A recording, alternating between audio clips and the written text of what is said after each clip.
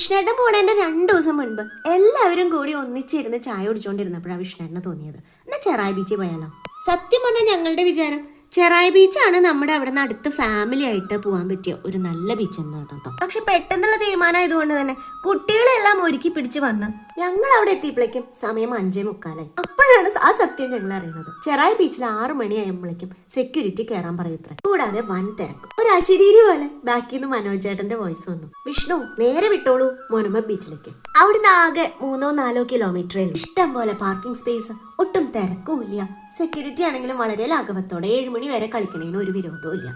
തിരക്കില്ല എന്ന് മാത്രമല്ല, ബാക്കിലായിട്ട് കുട്ടികൾ ബോള് കളിക്കുന്നുണ്ട്. അത് കൂടാണ്ട് കുറേ പേര് സൺസെറ്റ് കണ്ട് അവിടെ ഇരിക്കാനുള്ള സൗകര്യമുണ്ട്. അവിടെ ഇരിക്കുന്നവരും ഉണ്ട് കേട്ടോ. അച്ഛനും അമ്മയും മനോജേട്ടനും വിഷ്ണുവേട്ടനും ഒക്കെ പഠിച്ച പടി 18 നോക്കണ്ട കേട്ടോ, ഈ പട്ടം ഒന്ന് പറപ്പിക്കാൻ വേണ്ടിയിട്ട്. ഇതിന് മുൻപ് ചെറായി ബീച്ചിൽ വന്നപ്പോൾ വാങ്ങിയ പട്ടാണ്. പക്ഷെ ഇപ്പൊ എന്ത് ചെയ്താ പറഞ്ഞു.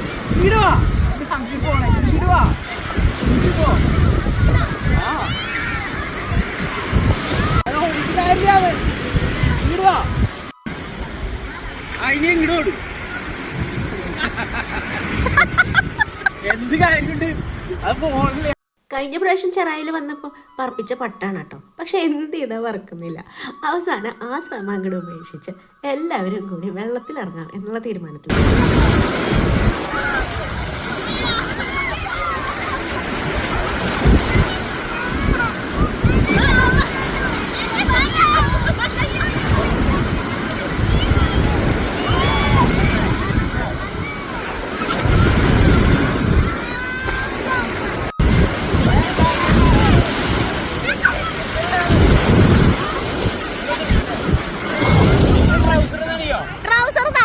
അപ്പൊ അവന്റെ മതിയാവും എല്ലാ പ്രശ്നവും.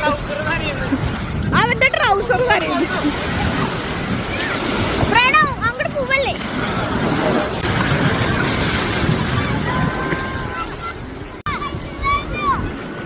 നീ അവന്റെ ഡ്രസ്സ് തന്നെയെന്ന് പറഞ്ഞ കരയിൽ നിന്ന് എല്ലാവരെയും വിളിക്കാട്ടോ. ആരെങ്കിലും വരുമോ? കടല് അത് ഞാൻ പറയാണ്ട് തന്നെ എല്ലാവർക്കും അറിയണം. ഒരു ഹരാണ്. എത്ര നേരം അതിൽ കിടന്നാലും മതിയാവില്ല. വല്ലാത്തൊരു റിലാക്സേഷൻ.